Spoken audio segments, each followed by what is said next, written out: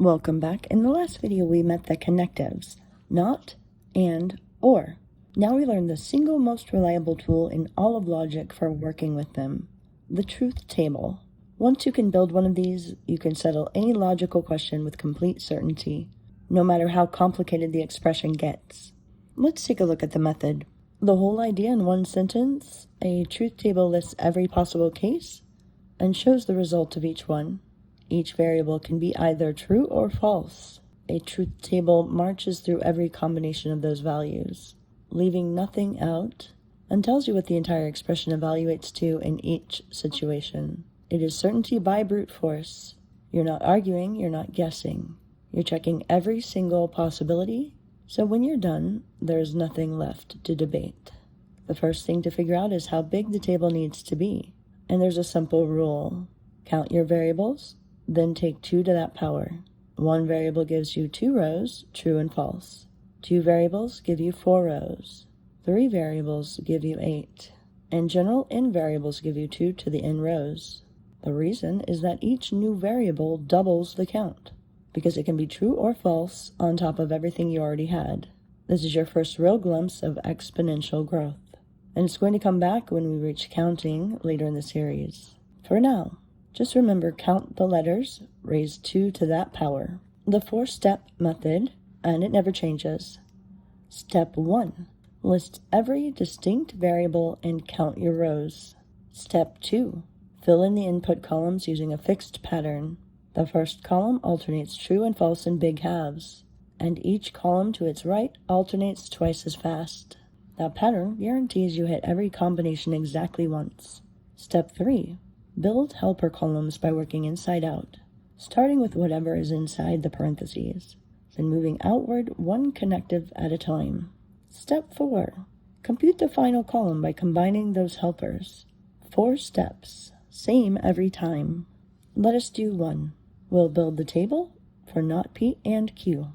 2 variables, so 4 rows. First, the input columns for P and Q, every combination. Now a helper column for not P, which just flips P where P is true, not P is false, and the reverse. Finally, we AND that helper column with Q. AND needs both sides true, so we scan each row. Only one row qualifies, the row where P is false, which makes not P true, and Q is true. Everywhere else, the result is false. That green final column is our answer, and we know it's complete because we checked all 4 cases. Now watch what happens with 3 variables. We will do P or Q and R. 3 variables means 8 rows. The method does not change one bit. We fill in P, Q, and R in that doubling pattern. Then we build the helper column for P or Q, which is true whenever at least one of them is true. Then we AND that with R. Reading the final column, the expression is true only when at least one of P or Q, when at least only one of P or Q holds, and R is also true. The table got taller, but every step is identical to the smaller example. That is the whole point. One method scales to any size.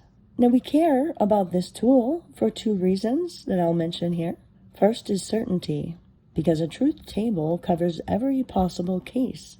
The answer is settled. There's no input you forgot, no sneaky edge case hiding in the corner. A truth table is, in a real sense, a proof you can see at a glance. Second, you already do this in code if you're a computer programmer, even if informally. When you test what an if statement does across every combination of its inputs, you're building a truth table by hand. Learning to do it deliberately makes you far better at reasoning about your own conditions. That's the truth table. Count your rows, fill the pattern, build inside out, compute the final column.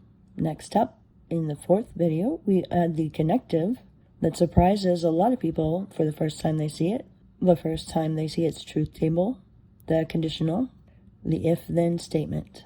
If you're interested in learning discrete math, please subscribe.